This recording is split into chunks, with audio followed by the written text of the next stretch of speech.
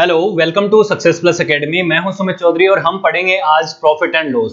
देखिए, profit and loss हमारा complete हो चुका है। जितने भी उससे रिलेटेड कॉन्सेप्ट थे और उससे रिलेटेड जो वैरायटी ऑफ क्वेश्चंस है हमने उसको कवर कर लिया है। उसके 11 पार्ट बने हैं हमारे आधे आधे घंटे के। लेकिन अगर आप लोग बैंकिंग की तैयारी कर रहे हैं तो आपको जानना होगा कि बैंकिंग में किस तरीके के सवाल पूछे जाते हैं प्रॉफिट एंड लॉस से रिलेटेड। तो ये हमारी जो क्लास है ये पूरी तरह से बैंकिंग एग्जाम्स को डेडिकेटेड होगी। जिस तरह के सवाल पीछे के एग्जाम्स में पूछे गए हैं बैंकिंग में और कौन कौन से टाइप के सवाल पूछे जाते हैं, आने वाले एग्जाम में भी आपके लिए हेल्पफुल होगा। बैंक में चाहे आईबीपीएस पीओ हो, क्लर्क हो, एसबीआई पीओ हो, क्लर्क हो, आरआरबी के पीओ और क्लर्क के जो एग्जाम होते हैं उनमें जो भी सवाल पूछे गए हैं वो सारे हम इस एक ही वीडियो में हम कंप्लीट करेंगे। तो वीडियो आपका थोड़ा लंबा हो जाएगा, लेकिन अगर आप एक बार में ना देख के 2 बार में भी देख ले कोई दिक्कत नहीं है।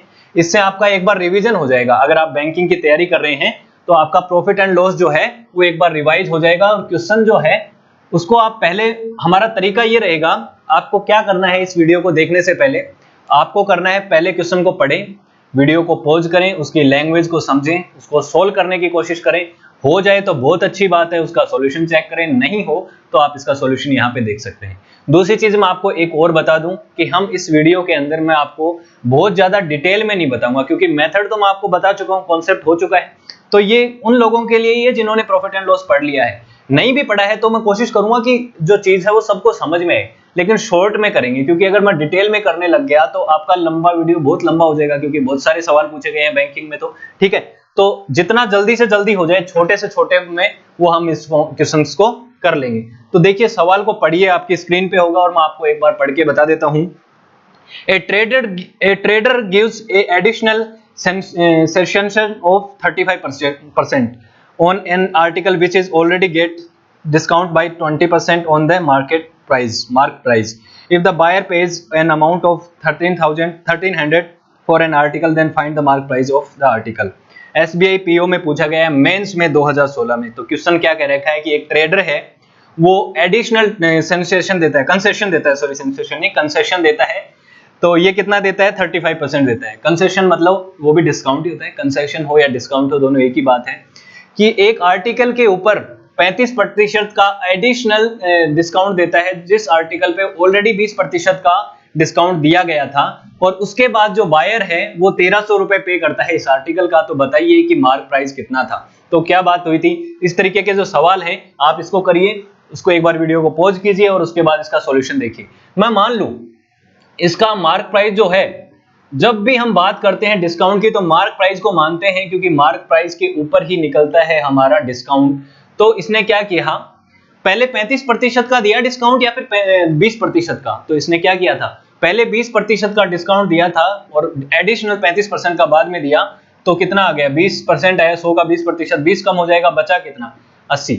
तो क्या 80 रुपए में बेचा? नहीं बेचा 80 रुपए में। इसके बाद इसने 35% का डिस्काउंट और दिया है। तो आप 80 का 35% साइड में भी आप निकाल सकते हैं। ऐसे निकालें, आपकी कैलकुलेशन फास्ट होनी चाहिए। मैं क्या कह रहा हूं, 4/5 हो जाएगा, ये हो जाएगा 7, 7 चौक 28, यानी कि 28 इसमें से कम कर दूंगा। 80 में से अगर आप 28 कम करेंगे तो कितना आएगा आपके पास? 52 बचेगा। तो ये बात हो गई। ये क्या हो गया? ये फाइनल एसपी आ जाएगी, आपकी फाइनल सेलिंग प्राइस आ जाएगा। फाइनली जो विक्रय मूल्य है वो आ जाएगा। कोई भी वस्तु है जिसकी कीमत 100 रुपए थी, उस पर 2 डिस्काउंट दे दिए, एक 20% का, एक 35% का। तो फाइनली इसको कितने में बेचेगा? 52 रुपए में बेचेगा। ठीक है, तो 52 रुपए की वैल्यू आपको कितनी दे रखी है? इसने कहा है कि फाइनली ये 52 में ना बेच के कितने में बेचता है?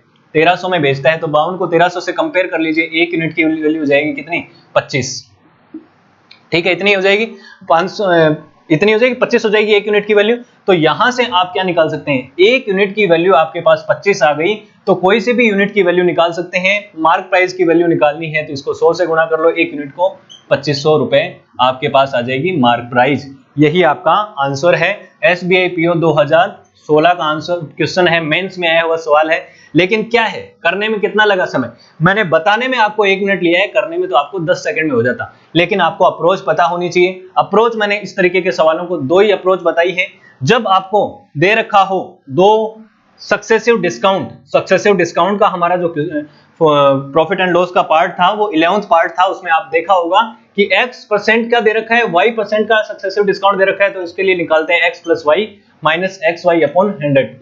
तो ये जो आता है वो आ जाता है डिस्काउंट परसेंटेज, ठीक है, टोटल डिस्काउंट परसेंटेज। यहां से यहां तक पहुंचने में हमें क्या लगा, 20 और 35 दोनों का अगर मैं निकालूं कौन सा डिस्काउंट जो कि तुल्यात्मक डिस्काउंट होता है वो निकालूं, तो आ जाएगा आपके पास, यहां से इसको निकाल के देख लो, 48% आ जाएगा इस फॉर्मूले में पुट करके, ठीक है। तो इस तरीके से इन सवालों को करेंगे। सवाल चाहे कोई भी एग्जाम में हो, एसबीआई पीओ में आया हो, क्लर्क में आया हो, प्री में आया हो या मेंस में आया हो, सब तरीके के सवाल करेंगे। बस वीडियो को तरीका क्या है, क्वेश्चन को पढ़िए, वीडियो को पॉज कीजिए, भाषा को समझिए, सोल्व कीजिए और उसके बाद सॉल्यूशन देखिए। पहला सवाल हो गया। दूसरा सवाल देखिए, Raj sold an item for ₹6384 and incurred a loss of 30%. At what price should be have sold the item if he gained the profit of 30%? 30%, okay.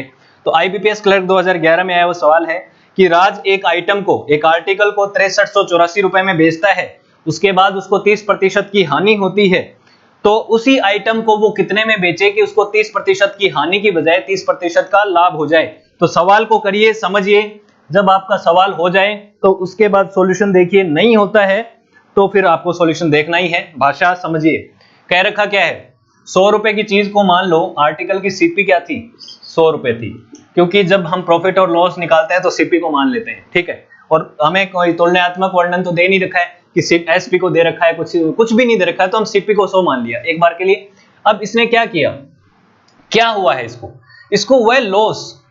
Loss कितना हुआ है, 30% का, और 30% का लॉस हुआ है तो कितने में बेचेगा, 70 में, 70 में बेचेगा ना, यही तो बात है। अब इसने बेचा कितने में है, इसने बेचा है 6384 में, तो 70 की वैल्यू आ गई 6384, तो 1 की वैल्यू कितनी आ जाएगी, मैं 10 की वैल्यू निकाल लूं, मान लो 1 7 का भाग दे दूं, कितना आ जाएगा, 7 9 63, ओके, 7 एकम 7, 1 बचा, 7 दूनी 14, 912। 10 यूनिट की वैल्यू आ गई 912, 1 यूनिट की आ जाएगी 91.2, लेकिन हमें निकालना किसकी है, हम मान ले सीपी की वैल्यू निकाल लो तो कितनी आ जाएगी, 100 यूनिट की कितनी आ जाएगी, 9120। अब देखिए बात क्या करनी है हमें, ये तो आ गई हमारी SP1 जो कि दे रखी थी इसने, यहां पे निकालनी है हमें SP2 जो कि कितनी होनी चाहिए, 30% का प्रॉफिट होना चाहिए, प्रॉफिट होना चाहिए। देखो सवाल को कहां लेके जाना है, मैं क्या करना चाह रहा हूं, इस 10 यूनिट का यूज कहां पे करूंगा, ध्यान रखना।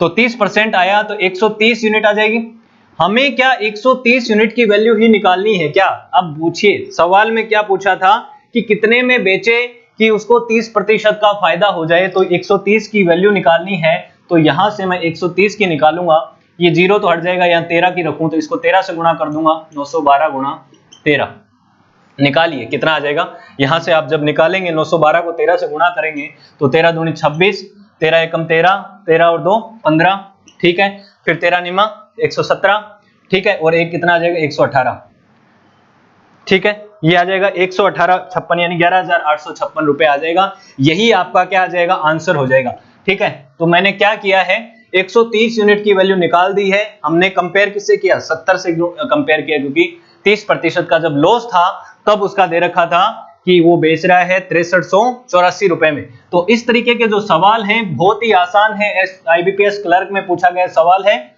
लेकिन जब भी एग्जाम हो, कोई सा भी एग्जाम हो, आईबीपीएस पीओ हो, क्लर्क हो, आपकी जो अरिथमेटिक मैथ है उसमें कुछ नहीं आता है, सिर्फ आपको लैंग्वेज पे काम करना है। अगर लैंग्वेज समझ में आ गई क्वेश्चन की तो कुछ नहीं है। अगला सवाल है, बोर्ड की स्क्रीन पे आप देखिए क्या दे रखा है सवाल में, पढ़िए, सोल्व कीजिए और उसके बाद उसका सॉल्यूशन देखिए। सवाल देखो, a dishonest dealer prefer to sell his goods at cost price but uses less weight to for a KG and gain 4.16%, then what does he use for a kg weight। क्या कह रखा है, एक बेईमान दुकानदार जो है वो अपने सामान को बोलता है कि मैं क्रय मूल्य पे ही बेचूंगा, यानी कि कॉस्ट प्राइस पे ही बेचूंगा, लेकिन वो बेईमानी करता है तौल में। तौल में इतनी बेईमानी करता है कि उसको 4 सही 1/6% का फायदा हो जाता है। तो बताइए कि उसने तौल में कितनी गड़बड़ी करी, यानी कि जहां उसको 1 किलो यूज करना था उसकी जगह कितने ग्राम यूज किया, 900 ग्राम किया, 950 ग्राम किया, 800 ग्राम किया, कितना किया, क्योंकि प्रॉफिट हुआ है तो इसका मतलब 1000 ग्राम से तो कम ही यूज किया होगा उसने बेचते समय। तो मैंने बेईमान दुकानदार से रिलेटेड प्रॉब्लम्स जो हैं पार्ट 3 और 4 में कराई हैं, और इस तरीके के जो सवाल हैं उसमें हम क्या मानते हैं कि 1 ग्राम की जो वैल्यू है वो 1 रुपए है। 1 ग्राम की जो कीमत है सीपी वो 1 रुपए है। और इसी तरीके के जो सवाल हैं उनमें सबसे पहले देखिए, जब मैंने बोला है मैं इसको 2 लाइन में कर सकता हूँ, 4 सही 1/6%, 6 चौक 24 एक 25/6, यानी कितना हो जाएगा आपका 25/6। इसका परसेंटेज हटाऊंगा तो मैं नीचे क्या लगाऊंगा 100 लगा दूंगा, कितना आ जाएगा आपको। मैंने इस तरीके के जो सवाल है मैंने बताया था इसके बदले वैल्यू कितनी होती है, 1 कितना आ जाएगा आपका 24 आ जाएगा। तो सबसे पहले तो आपको क्या करना है, इस प्रतिशत को हमें बदल लिया भिन्न में यानी फ्रैक्शन में चेंज कर लिया। तो अब एक बात देखिए, मैं यहीं से सारा सवाल कर सकता हूं। 1/24 ये चीज है क्या, ये प्रॉफिट है। प्रॉफिट हमें निकालना क्या है, हमें निकालना है कि कितने ग्राम बेचा। अब एक बात देखिए, ये जो नीचे वाला है, ये नीचे वाली जो चीज है ये क्या है, एक बात बताइए। इसको मैं ये मान सकता हूं क्या, ये जो वो सामान है जो बेचा है नीचे वाला, इस तरीके के जो सवाल है मैंने कराया, ये क्या है एसपी है। और एसपी ये रुपए वाले नहीं है, ये ग्राम में है कि कितना ग्राम बेचा है, इतने ग्राम बेचा है इसने। बेचना कितना चाहिए था, ये बेचना चाहिए था क्योंकि प्रॉफिट है, यानी 25 ग्राम बेचना चाहिए था। 25 ग्राम नहीं 25 यूनिट बेचना चाहिए था। और 25 यूनिट की वैल्यू कितनी है 1 किलो यानी कि 1000 ग्राम। 25 यूनिट की वैल्यू 1000 ग्राम है तो बेचा कितना है 24, तो 24 यूनिट की वैल्यू कितनी आ जाएगी आपके पास, आप देखेंगे इसको काट के देख लीजिए, 40 आ गया, 40 को 24 से गुणा करोगे 960 आ जाएगा। तो 960 ग्राम बेचा है इसने। इस तरीके के इस सवालों को करते हैं, ठीक है। तो ये ट्रिक्स मैं कहां से लेके आया ये मैंने आपको बताया है जब मैंने सवाल कराए थे आपको, कौन से डिसऑनेस्ट दुकानदार के। क्या किया, प्रॉफिट को मैंने क्या किस में चेंज कर लिया, भिन्न में चेंज कर लिया। अब हमें कंपेयर करना है कि कितना बेचा है और कितना उसको बेचना चाहिए था। बेचा कितना है, प्रॉफिट हुआ है तो 24, नीचे वाली यूनिट क्या हो जाएगी यहाँ पे, वो जो कि बेचा है, एक अगर जोड़ दूं तो क्या है बेचना चाहिए था, तो 25 यूनिट बेचना चाहिए था यानी 1000 ग्राम बेचना चाहिए था। बेचा कितना है 24 यूनिट यानी कितना हो गया 960 ग्राम। तो इस तरीके के सवालों को हम चुटकियों में कर सकते हैं, बशर्ते आपने अगर सारा टॉपिक को ढंग से समझा है, ठीक है। तो आप अगर चैनल पे नए हैं तो चैनल को सब्सक्राइब जरूर कर लीजिए, आने वाले वीडियोज भी आपको मिलते रहेंगे। सारे टॉपिक जो हैं मैं आपको कवर करा दूंगा आपके एग्जाम से पहले, ठीक है। आरआरबी का एग्जाम आपका होने वाला है अगस्त में, ठीक है। A shopkeeper label the price of his article so as that he can earn profit of 30% on the cost price. So if he sell the if then sorry ये क्या लिख रखा है, and if he sell the article offering discount of 10% and label the price, what is the actual percentage of profit in the deal। क्या कह रखा है, एक दुकानदार जो है वो अपने आर्टिकल को इस तरीके से बेचता है कि वो 30% का मुनाफा कमा सके, लेकिन वो क्या करता है कि 10% का डिस्काउंट भी देना चाहता है, ठीक है। तो अपनी जो लेबल प्राइस है यानी कि मार्क प्राइस है उसके ऊपर 10% का मुनाफा भी वो डिस्काउंट भी देना चाहता है। तो बताना है कि इस पूरे प्रॉफिट, इस ये जो ट्रांजैक्शन हुआ है उसके अंदर उसको कितने प्रतिशत का प्रॉफिट हुआ है, एक्चुअल प्रॉफिट निकालना है, ठीक है। तो आप देखिए कि क्या करता है ये बंदा, मार्क प्राइस इस तरीके से लिखता है कि 30% का उसको फायदा हो सकता था।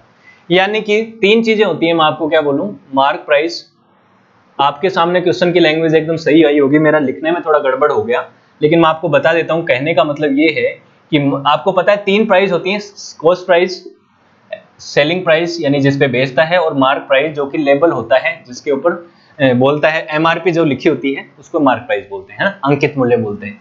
तो 100 रुपए की कोई चीज थी, उसके ऊपर इसने इस तरीके से लेबल किया कि उसको 30% का फायदा हो, ठीक है, 30% का फायदा हो, लेबल किया, यानी कि मार्क प्राइस इतनी लिखी कि इस पे से 30% एक्स्ट्रा लिख दी। तो 130 रुपए होंगे कि नहीं होंगे, अगर मैं इसमें 30% जोड़ दूं तो इस आदमी को 30% का प्रॉफिट होगा ना, अगर वो मार्क प्राइस पे बेचे, होगा ना। आप समझिए बात को कि इसने जब लैंग्वेज को घुमाया है, इसने ये नहीं कहा कि वो 30% बढ़ा के लिख देता है मार्क प्राइस। इसने क्या किया, इसने ऐसा लिखा कि कॉस्ट प्राइस पे ऊपर वो 30% का फायदा कमा सके, इस तरीके से वो उसको लेबल करता है। तो लेबल कर दिया 130 रुपए। अब ये क्या करता है, 30% प्रॉफिट नहीं कमाता। ये क्या कहता है कि चलो मैं डिस्काउंट दे देता हूं, और डिस्काउंट देके जो प्राइस आती है वो क्या आती है, सेलिंग प्राइस आती है। कितने प्रतिशत का डिस्काउंट देता है, ये देता है 10% का डिस्काउंट। 10% का डिस्काउंट देगा तो 130 रुपए में 10% का डिस्काउंट निकालूं तो कितना आ जाएगा, यानी कि 13 रुपए। 13 रुपए मैं कम कर दूं तो 130 में से 13 कम करूंगा कितना आएगा, 117। तो अब आप देखिए एक चीज कि सीपी से एसपी पे जाने पे कितना हो रहा है, 100 रुपए की चीज 117 में बेच रहा है, तो इसको प्रॉफिट कितना हुआ। प्रॉफिट आप देखेंगे तो प्रॉफिट होता है इसको 17 रुपए का। देख रहे हैं आप इस चीज को, तो कितना हो गया प्रॉफिट परसेंटेज, 100 के ऊपर 17 यानी कि 17% का प्रॉफिट हुआ। ये क्या है, ये है एक्चुअल प्रॉफिट। एक्चुअल प्रॉफिट इसको 17% का हुआ है। लेकिन इसने शुरू में सवाल को घुमा के ऐसा बोल दिया था कि इसने जो लेबल प्राइस रखी है, जो मार्क प्राइस रखी है, वो इस तरीके से रखी है कि उसको 30% का फायदा हो। अब उसने वो बेचा कितने में है, वो किया है कि 10% का डिस्काउंट देने के बाद बेचा है। तो इस तरीके के जो सवाल हैं उसमें लैंग्वेज घुमा के दे देगा, लेकिन सवाल के अंदर आपको कुछ नहीं है, सिर्फ भाषा को समझना है और कर लेना है। अगला सवाल है आपकी स्क्रीन पे, उसको पढ़िए समझिए, उसके बाद उसका सॉल्यूशन देखिए। सवाल है आपका, पीछे वाला एसबीआई पीओ 2011 में आया हुआ था, और अब की बार का जो सवाल है वो आया हुआ है एसबीआई क्लर्क 2012 में। कह रहा है कि Meera purchase 23 bracelet at the rate of 160 rupees पर bracelet. At what rate per bracelet should she sell that bracelet so she can earn a profit of 15%। क्या कह रखा है कि मीरा जो है वो 23 ब्रेसलेट खरीदती है 160 रुपए की दर से, तो उसको क्या करना चाहिए कि वो 15% का प्रॉफिट कमा ले और पर ब्रेसलेट को वो बेच दे। तो आपको ये देखिए, इसने ये तो नहीं बोला कि अब कितने ब्रेसलेट बेचने हैं, 23 ब्रेसलेट लिए तो 23 ही बेचेगी, और उसने ये भी नहीं कहा कि आधे ब्रेसलेट इस हिसाब से बेच दो, आधे किस हिसाब से। तो हमें तो सीपी दे दिया इसने, सीपी 160 रुपए दे दिया। कितने भी ब्रेसलेट खरीदे हमें कोई मतलब नहीं है, 160 रुपए का एक ब्रेसलेट खरीदा है, यही पूछा है कि हर ब्रेसलेट कितने का बेचेगी। तो 15% इस पे जोड़ दूं तो 15, और इसका कितना हो जाएगा, अगर आप निकालेंगे 15 और 16 का, तो ये आपके पास आ जाएगा 24 रुपए। ठीक है, क्योंकि 160 10 बार, उसके बाद 80 जोड़ेंगे तो कितना आ जाएगा 24। तो 24 यहाँ पे आप जोड़ेंगे, ये क्या है, प्रॉफिट है। तो 24 रुपए का प्रॉफिट जोड़ेंगे 160 पे तो आ जाएगा 184। तो हर एक ब्रेसलेट को कितने में बेचना चाहिए, 184 रुपए में बेचना चाहिए, तो उसको 15% का फायदा हो जाएगा। अब इस सवाल में आपको जो डिटेल दे दी है कि 23 ब्रेसलेट, तो आप ऐसा नहीं करेंगे 123, इसको 23 से गुणा करेंगे, उसके बाद जो वैल्यू आएगी उसमें 15% ऐड करेंगे, उसके बाद निकाल लेंगे, आपके पास जो भी आएगा वो आएगा 184 गुणा 23 का मल्टीपल, उसके बाद उसमें 23 का आप भाग देंगे, तब जाके आपके पास 184 आएगा। आप इस चीज को इस्तेमाल ही नहीं करेंगे, ये आपको सिर्फ एडिशनल वैल्यू दे रखी है कि 23 ब्रेसलेट की कीमत कितनी है, आपको 23 का कोई इस्तेमाल ही नहीं करना है इस सवाल में। सीधा सीधा आप एक्स्ट्रा वैल्यूज हैं उनको छोड़ दीजिए। आप देखिए कि सवाल में पूछा क्या है, जो भी आंसर हमें निकालना है उसके लिए हमें जो भी डिटेल चाहिए उतना ही तो इस्तेमाल करेंगे। एक्स्ट्रा डिटेल का हमें क्या करना है, उसका इस्तेमाल करके हमें कोई फायदा ही नहीं है। ठीक है, तो अगला सवाल जो है वो आपकी स्क्रीन पे है, एसबीआई क्लर्क 2014 में आया हुआ सवाल है। सवाल को पढ़िए समझिए और सॉल्यूशन देखिए। सवाल में पूछ रखा है कि the mark price of A watch was 720 rupees. A man bought the same watch for 550.80 rupees after getting two successive discounts. The first being 10%, the second discount rate is। क्या कह रखा है, किससे रिलेटेड सवाल है, सक्सेसिव डिस्काउंट से related सवाल है कि एक सामान है, एक वॉच है, वो 720 रुपए की थी, उस पे मार्क प्राइस 720 लिखा हुआ था, उसके बाद उसको दो डिस्काउंट मिले, एक था 10% का और दूसरा था कुछ एक्स्ट्रा, मान लो X% का था। तो आपको उस X% की वैल्यू ही बतानी है। दोनों डिस्काउंट के बाद वो सामान जो है वो 580 रुपए में मिला, 550.80 रुपए में उसको मिला। तो 720 की चीज थी, ये तो क्या हो गया, mark price. Mark price of watch कितना हो गया 720। इसके बाद इसको मिले हैं दो डिस्काउंट मिले हैं, और उसके बाद ये मिला है, इसको मिल गया एसपी, और ये एसपी कितना है आपका 550.8 रुपए, ये है आपका एसपी। अब आपके पास दो तरीके हैं इस सवाल को करने के दो तरीके हैं। आप क्या करें, एक तो यहां से यहां पे जाएं, फिर यहां से यहां पे जाएं। यहां पे आपको 10% का डिस्काउंट दे रखा है, या फिर 100 मान के भी आप कर सकते हैं, बाद में कंपेयर कर लेंगे यूनिट को। लेकिन क्यों करें 100 मान के, कंपेयर भी क्यों करें, सीधा भी निकाल सकते हैं। 720 में पहले इसने क्या किया, पहला सक्सेसिव डिस्काउंट दिया 10% का। इस तरीके के जो सवाल हैं, फिर से जिन्होंने नहीं देखा सक्सेसिव डिस्काउंट का वीडियो, मैं उसको बता दूं कि क्या है, अंकित मूल्य 720 था, इस पे पहले 10% का डिस्काउंट दिया तो कितने में बेचेगा, यहाँ पे जो भी वैल्यू आएगी वो आएगी। लेकिन इसके बाद इसने एक डिस्काउंट और दे दिया, वो मान लो दे दिया x% का। दो डिस्काउंट दिए, 10% और x%। ठीक है, अब निकाल लो, कैसे निकालोगे। ठीक, अब देखो 10% का दिया तो 720 में से क्या निकालूं मैं, 720 का x 10% कितना हो जाएगा, 72। तो 720 में से अगर 72 निकालेंगे तो 8, 11 बचे, 11 में से आपने निकाला 7, यानी कि 4 बचे। ठीक, अब यहाँ पे बचे 6, तो 6 यूं का यूं आ गया, तो 648 रुपए आ गए। तो पहला डिस्काउंट देने के बाद कीमत कितनी हो जानी चाहिए थी, 648 रुपए। लेकिन ये बेचा कितने में है, इसने बेचा है 550 रुपए में। तो इन दोनों के बीच में अंतर कितना है, 648.00 में से 550.80 निकालो, तो इधर तो आपके पास 0.20 तो बच जाएगा, नो डाउट। उसके बाद आपके पास बचेगा यहाँ पे 647, तो 647 में से 550 निकालोगे 97 रुपए बचेगा। ठीक है, तो यहाँ पे आपको क्या दिख रहा है कि यहां से यहां के बीच में अंतर 97 रुपए 20 पैसे का है, जो कि कितना होना चाहिए, 648 में से x% निकालूं तब ये आता है। तो यानी कि 648 का x% कितना है, 97 रुपए 20 पैसे है। नो डाउट, कोई प्रॉब्लम नहीं है इस चीज में। तो आप देखिए, मेरे को क्या करना है, हमें सिर्फ कंपेयर करना है कि 648 का कितना x%, यानी नीचे में क्या लगाऊंगा 100, बराबर कितना है 97 रुपए 20 पैसे। ये 100 इधर जाएंगे, गुणा हो जाएंगे, और जीरो की जगह ये पॉइंट जो है जो हट जाएगा। ठीक है, अब यहां से आप क्या करेंगे, x की वैल्यू निकालेंगे, 97.20 बटे 648। तो x की वैल्यू जो है आपके पास, इसको निकाल लीजिए, सीधा आंसर आपके पास कितना आएगा, ये आएगा आपके पास 15%। ठीक है, आप इसको काट के देख लेना, आप इसको काटेंगे, एक बार 9 से काटना, एक बार 8 से काटना, कट जाएगा। ठीक है, उसके बाद आपका आंसर आ जाएगा। ठीक, तो 15% का डिस्काउंट आ जाएगा। दूसरा सवाल अगर समझ में नहीं आया है तो बात को समझिए, सक्सेसिव डिस्काउंट का वीडियो भी आप देख सकते हैं सेपरेटली। बात यह है कि मार्क प्राइस पे दो डिस्काउंट दिए, एक 10% का, एक x% का, और फाइनली 550.80 में बेचा। तो 720 में से x% 10% निकाला, 648 हो गया। अब x% निकाला और बाद में 550 बचा, देखा कि x% बराबर ही तो 97.20 है। ठीक, तो इस तरीके से इन सवालों को कर सकते हैं। अगला सवाल जो है वो आपकी स्क्रीन पे आ जाएगा, जो ही मैं सवाल मिटाता हूं तुरंत सवाल को करें। देख लीजिए, सवाल आ गया है, पढ़ो, अच्छे से करो, फास्ट क्विकली ऐसे करो जैसे आपका एग्जाम ही है। और उसके बाद अगर नहीं हो तो मैं आपको आंसर मिलाने के लिए और सॉल्यूशन बताने के लिए हूं ही यहाँ पे। सवाल दे रखा है कि when the price of a radio was reduced by 20%, its sale increased by 80%, then what was the net effect on the sale? IBPS PO 2014 में आया हुआ सवाल है। इस तरीके के सवाल मैंने परसेंटेज में करवाए थे कि एक चीज हो गई, आप देखिए, जब हम किसी सामान को, चीनी को बेचते हैं, उसके अलावा जैसे मैंने थिएटर वाला सवाल किया था, सिनेमा की जो टिकट है उनका कीमत बढ़ जाती है, जिसकी उसकी वजह से उसकी सेल्स कम हो जाती है, कई बार बढ़ जाता है, दोनों चीजें। तो जो नेट इनकम है या एक्सपेंडिचर है वो कितना होगा। अब आप मान लीजिए क्या है, रेडियो बेचने वाला आदमी है, उसकी इनकम किस पे डिपेंड करेगी, इनकम जो है वो क्या होगी, जितने बेचता है रेडियो, नंबर ऑफ रेडियो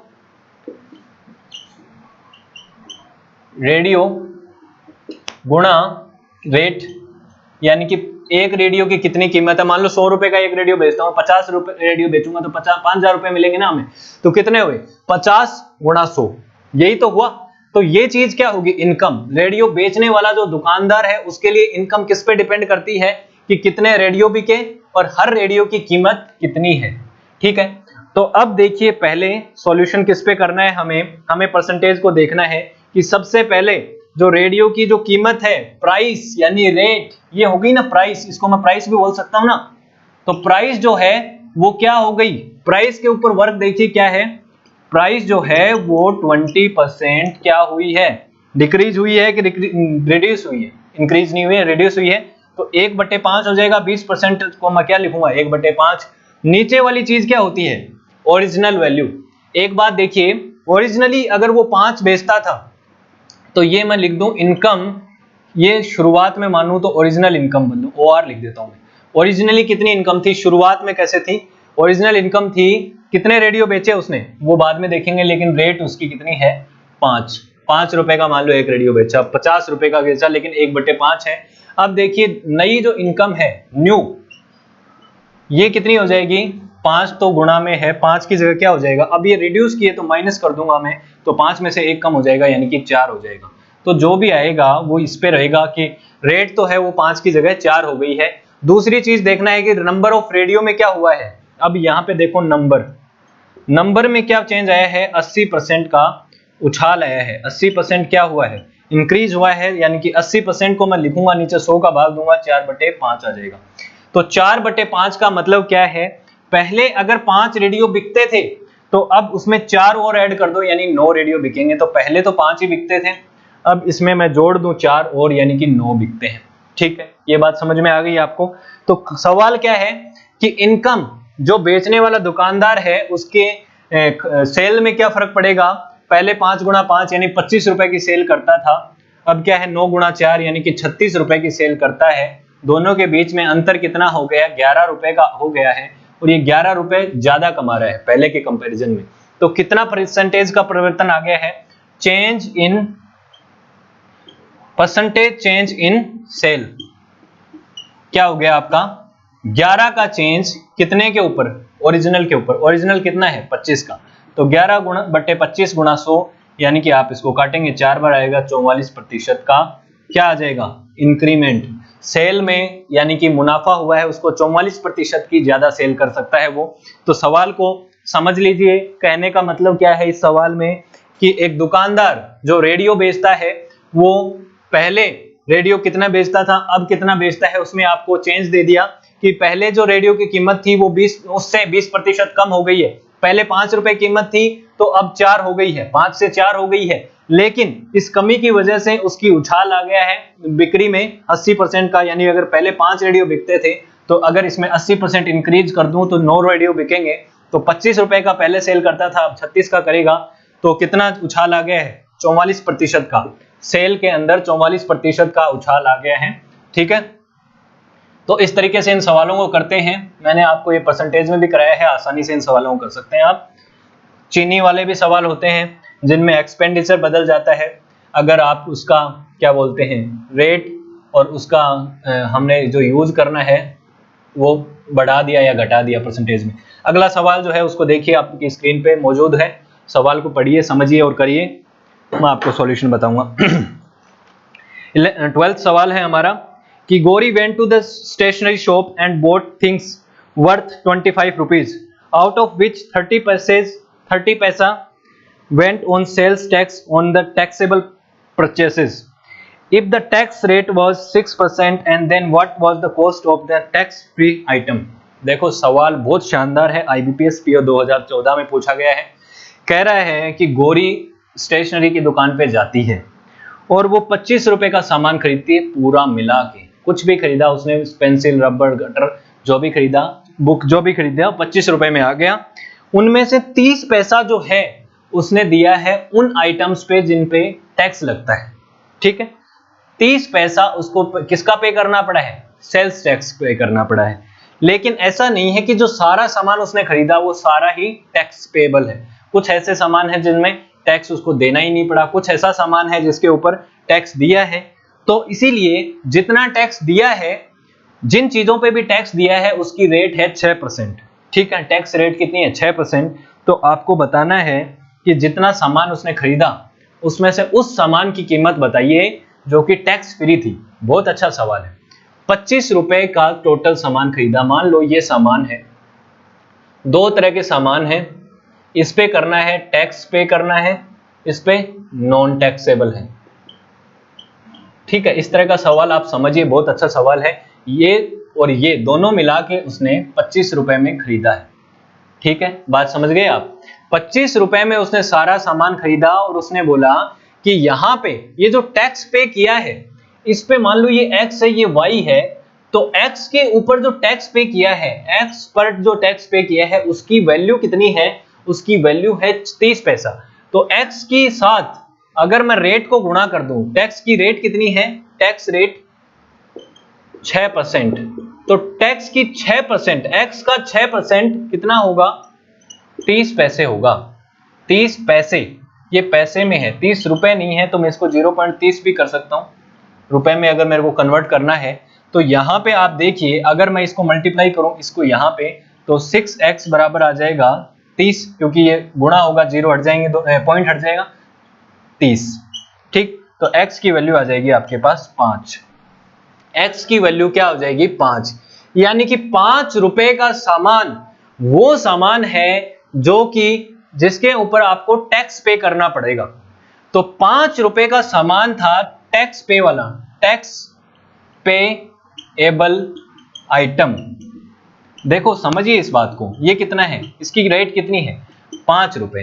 तो आप इस सवाल को ऐसे मत कर देना कि 5 रुपए तो इसमें से घटा दिए तो कितना आ गया, 20 रुपए। वाई की कीमत आपने क्या कर दी, 20 रुपए कर दी। क्या वो सही है, गलत है? मैं आपको ये बहुत आराम से समझा रहा हूं, सवाल समझिए कि y की कीमत अगर मैं 20 रुपए कर दूं तो 5 + 20 कितना हो जाएगा, 25, जो कि उसने टोटल पे किया है इंक्लूडिंग टैक्स। अब टैक्स क्या है, ये 30 पैसा है, तो इस 5 के ऊपर मैंने 30 पैसा पे किया है, तो 5 रुपए 30 पैसे जो हैं, ये होल ट्रांजैक्शन यहां जो हुआ है उसमें लगा है।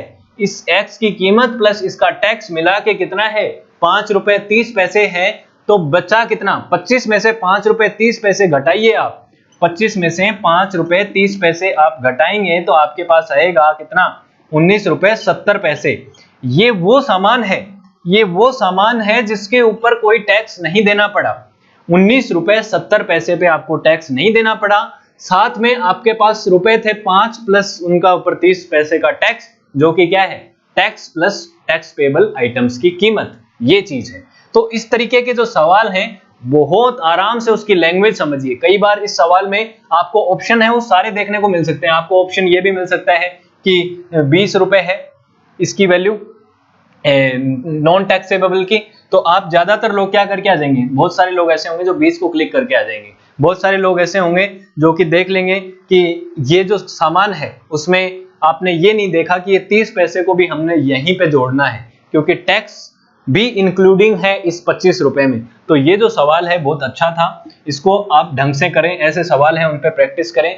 अगर किसी तरह का कोई डाउट हो इसी से रिलेटेड और बैंकिंग में आया हुआ सवाल है या फिर कहीं पे आपको मॉडल पेपर में मिले, तो आप कमेंट सेक्शन में पूछ सकते हैं, मैं आपको बिल्कुल उसका ऑप्शन में जो आंसर है वो सॉल्यूशन करके दूंगा, अच्छे से अच्छे फास्टेस्ट जो मेथड है उससे। ठीक है, तो कुछ सवाल ऐसे होंगे जिनको हम क्लिक्स में, चुटकियों में कर सकते हैं।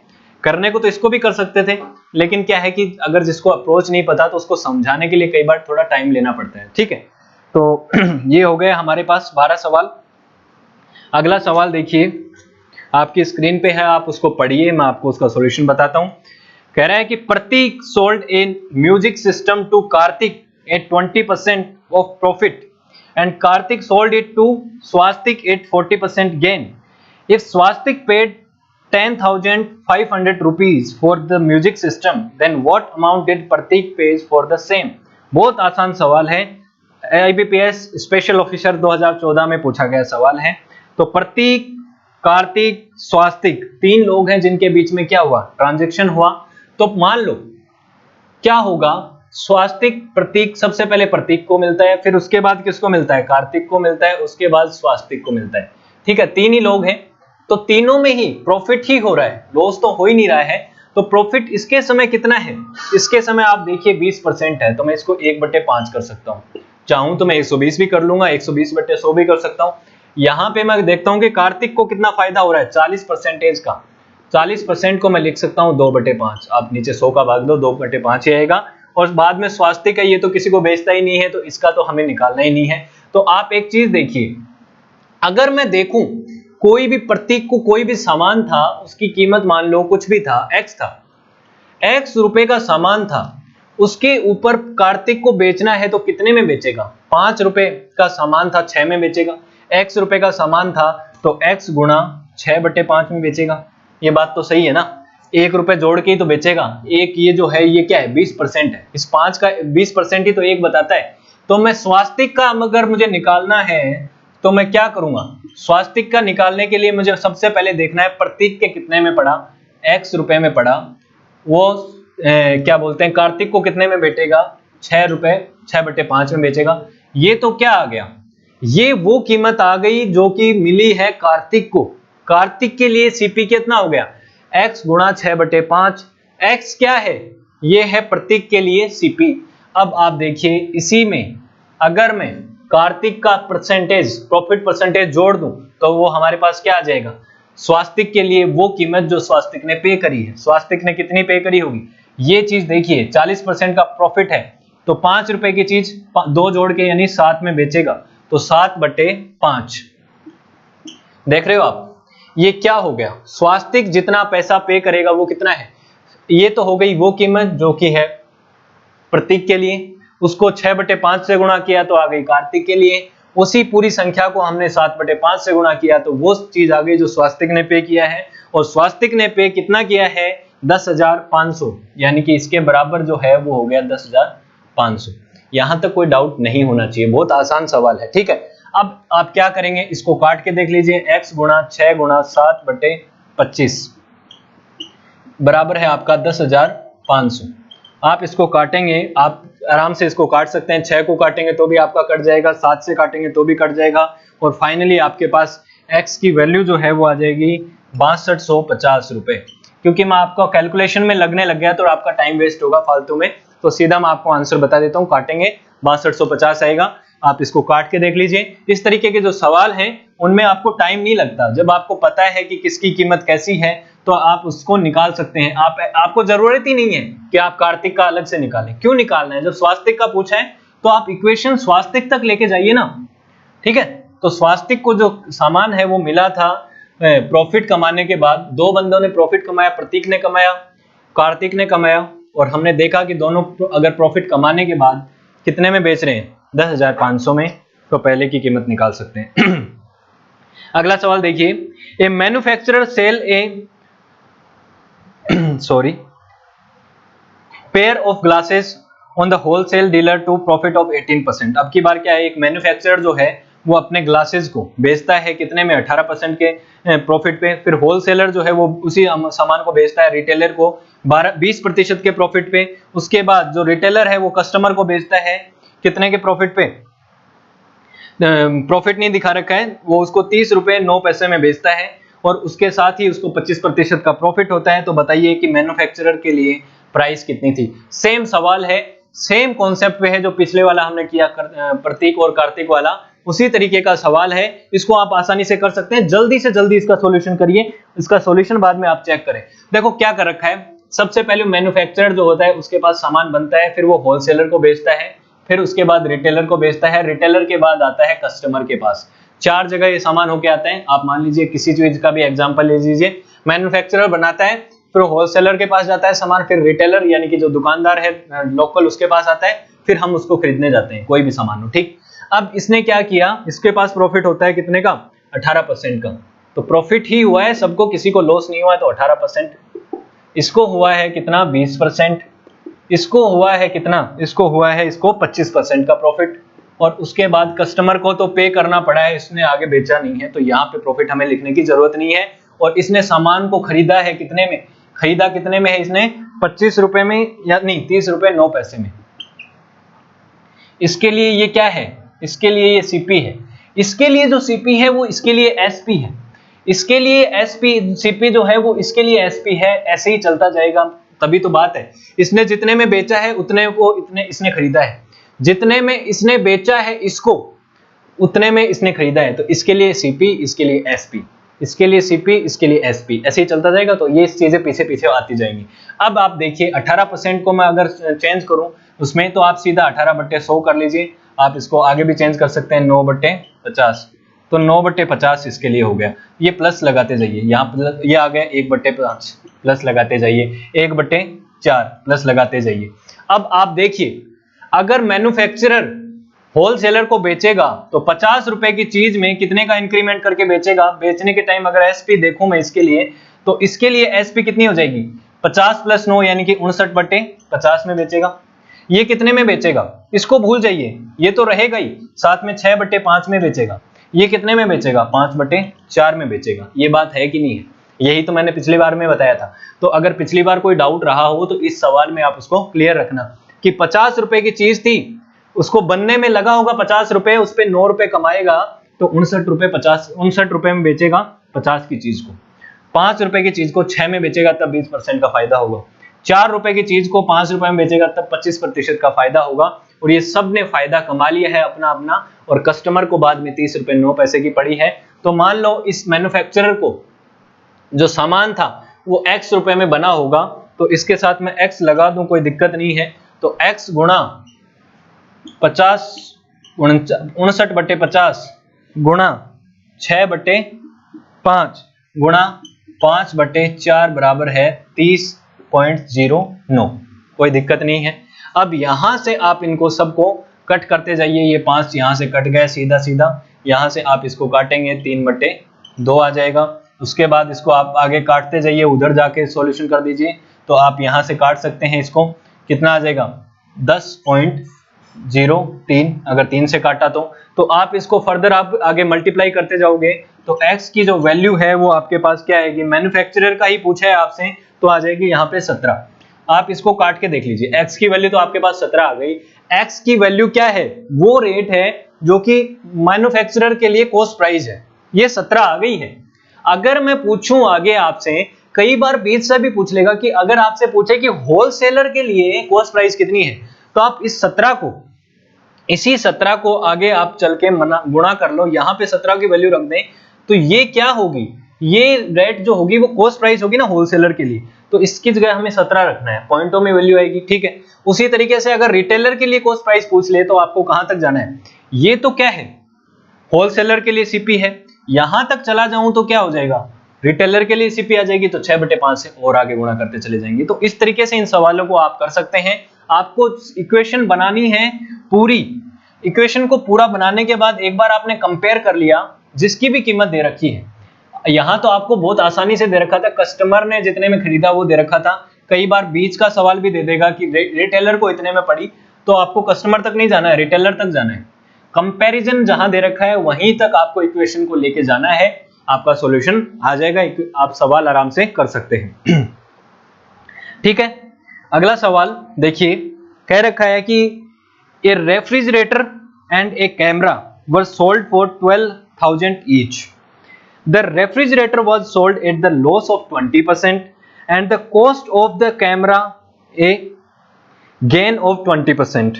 Then the entire transaction result in which of the following? क्या कह रखा है कि जब 12,000 रुपए के दो सामान हैं उनको बेचा जाता है, एक फ्रिज है एक है कैमरा, दोनों को 12,000 रुपए में बेचा जाता है, दोनों की सेलिंग प्राइस बराबर है। देखो मैंने इस तरीके के सवाल कराए थे और इस तरीके के जो सवाल हैं 1 मिनट में हो जाएगा, 10 सेकंड में हो जाएगा, 1 मिनट मैंने बोल दिया, 10 सेकंड में आप इस सवाल को कर सकते हैं। जब आपको दे रखा हो कि जो परसेंटेज ऑफ दोनों का प्रॉफिट और लॉस इक्वल है, ये मान लो प्रॉफिट परसेंटेज बराबर है लॉस परसेंटेज, ठीक है, लॉस परसेंटेज बराबर है इन केस, देन आपको ये नंबर में मान लो ये भी 20% है, ये भी 20% है, और SP1 भी बराबर है SP2 के, तो इस केस में एक चीज आती है आपको, वो ये आती है कि जो ओवरऑल ट्रांजैक्शन है, ओवरऑल ट्रांजैक्शन,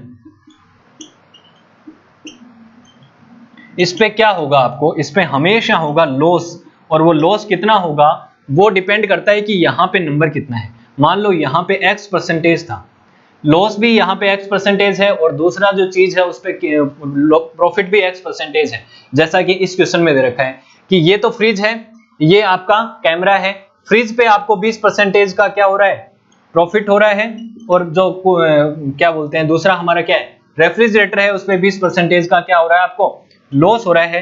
तो ओवरऑल ट्रांजैक्शन में आपको क्या होगा, कितने परसेंट का लॉस होगा, 20 गुणा 20, यानी कि ये जो दे रखा है इसके गुणा बट्टे 100, यानी कि कितना आ जाएगा आपका 4% का क्या होगा, लॉस होगा। अब यहाँ पे जो आपका सवाल है उसमें क्या आपको परसेंटेज में पूछा है क्या, कि लॉस जो है आपका कितना होगा, क्या वो परसेंटेज में पूछा है, नहीं पूछा है। तो आप एक चीज देखेंगे यहाँ पे, आपको जब परसेंटेज में नहीं पूछा है तो आपको निकालना पड़ेगा सीपी, क्योंकि सीपी निकालने के बाद ही आप निकाल सकते हैं कि कितने रुपए का उसको लॉस हुआ है। तो CP1 और CP2 आप निकाल सकते हैं। पहले इसको नोट डाउन कर लो कि इस तरीके के जो सवाल हैं, ये जो कंडीशन है, ये तो हो गई आपकी कंडीशन, ये तो हो गई कंडीशन कि दोनों आइटम्स का क्या है, सेलिंग प्राइस बराबर है, दोनों का प्रॉफिट और लॉस परसेंटेज बराबर है, एक पे प्रॉफिट हो रहा है एक पे लॉस हो रहा है, लेकिन उनकी जो वैल्यू है वो इक्वल है।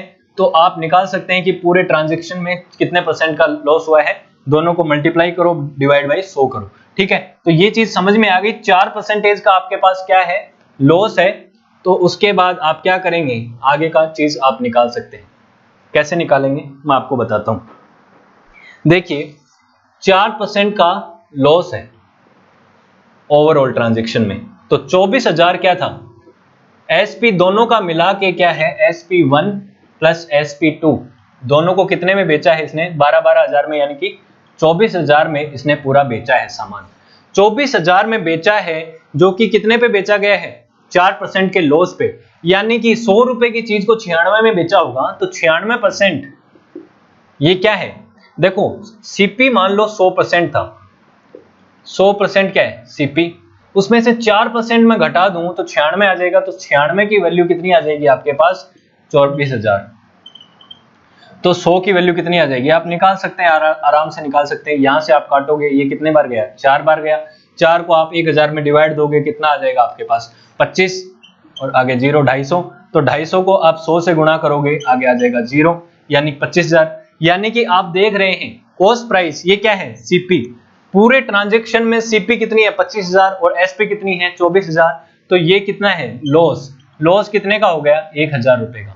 तो इस तरीके के सवाल पूछे जाते हैं आपके एग्जाम्स में, क्योंकि कई बार ये जो सवाल है इसमें आपको कई बार सिर्फ उतना ही पूछेगा कि कितना ओवरऑल लॉस कितना हुआ। तो ओवरऑल लॉस के लिए तो मैंने आपको क्या बता दिया, एक कंडीशन बता दी कि कंडीशन जब हो कि दोनों SP बराबर हों और दोनों प्रॉफिट और लॉस भी नंबर में बराबर हो, तो आप निकाल सकते हैं दोनों प्रॉफिट और लॉस को आपस में मल्टीप्लाई करके 100 का डिवाइड दे दें, ओवरऑल लॉस आ जाएगा। लॉस आ गया तो आप CP भी निकाल सकते हैं, SP भी निकाल सकते हैं, उसके बाद आप क्या निकाल सकते हैं, रुपए में निकाल सकते हैं लॉस, तो 1000 रुपए का लॉस यहाँ पे हो जाएगा।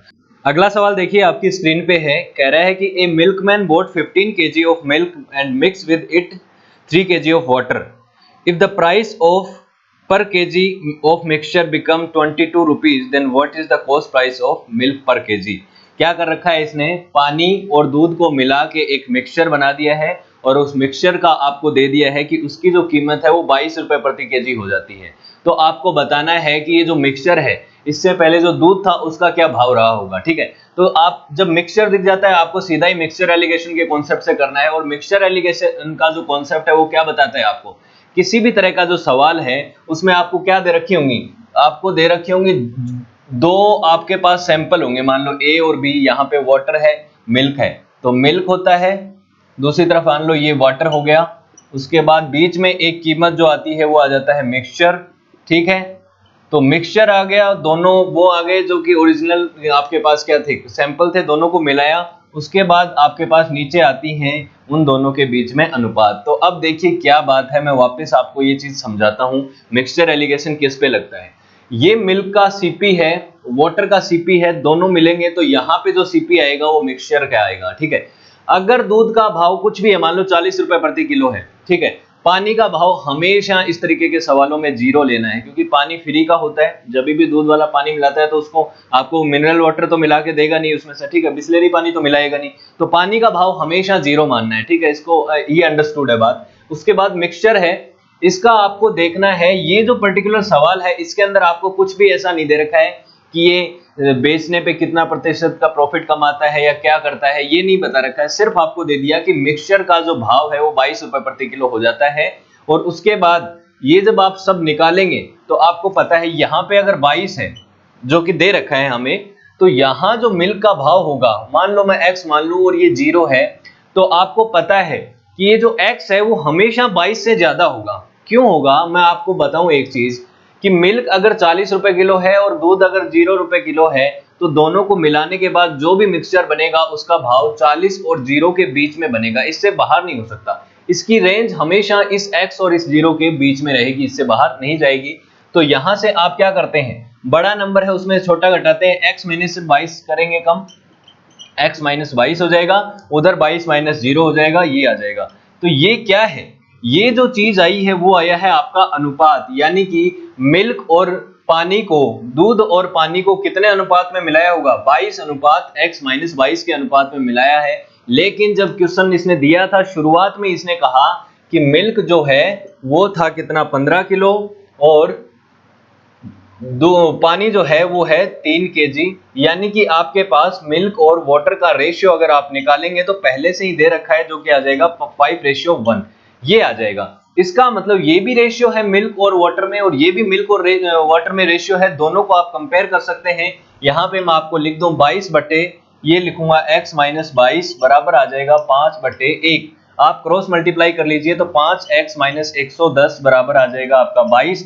तो यह आ जाएगा 5, ये 110 उधर चला जाएगा तो x बराबर आ जाएगा आपका 132 बटे 5 बराबर आ जाएगा कितना, 2 बार गया, फिर 6 बार गया और फिर 4 बार गया, यानी कि 26 रुपए 40 पैसे। क्या आ जाएगा, x की कीमत कितनी आ गई, 26 रुपए 40 पैसे, जो कि क्या है, मिल्क का हमने माना था क्रय मूल्य। ये इस तरीके से इन सवालों को आप कंसर्न कर सकते हैं, किस तरीके से इनको सोल्व करते हैं। सबसे पहले देखना है कि मिक्सचर एलिगेशन का जो कॉन्सेप्ट है वो किस पे लगेगा।